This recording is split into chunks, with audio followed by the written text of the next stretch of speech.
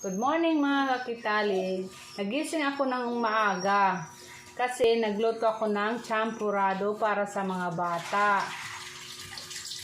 At saka, paggising ng mga bata, meron na silang kakainin.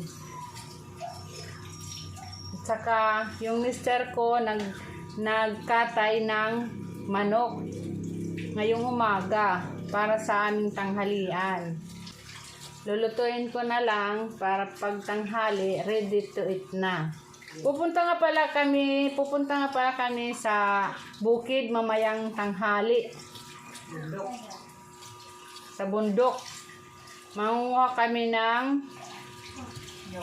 nyug na silot. Nakilala ba kayo ng nyug na silot? Yun ang kukunin namin doon sa bukid. At saka titingnan namin yung aming palayan doon. Kung ano na ang nahinanabok. Kung pwede na kaming mag-ani. Malapit na kasi ang anihan. At saka yung mga bata, dadalhin muna namin yung mga bata sa dagat kasi meron silang mga ubo para kuha ang kanilang ubo.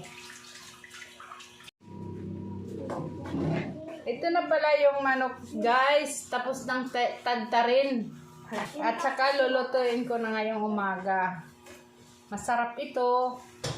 At malinamnam. Kasi native na manok ito. Aadobuhin ko lang muna. Sasawa na kami sa mga sabaw.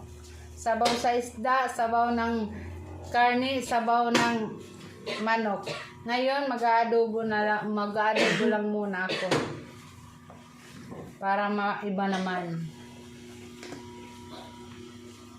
Masarap ito. May mga itlog na. Mataba. Mataba ang manok namin ngayon. Kung sino ang bibili ng manok namin, mag-PM lang kayo sa akin. Marami kayong manok.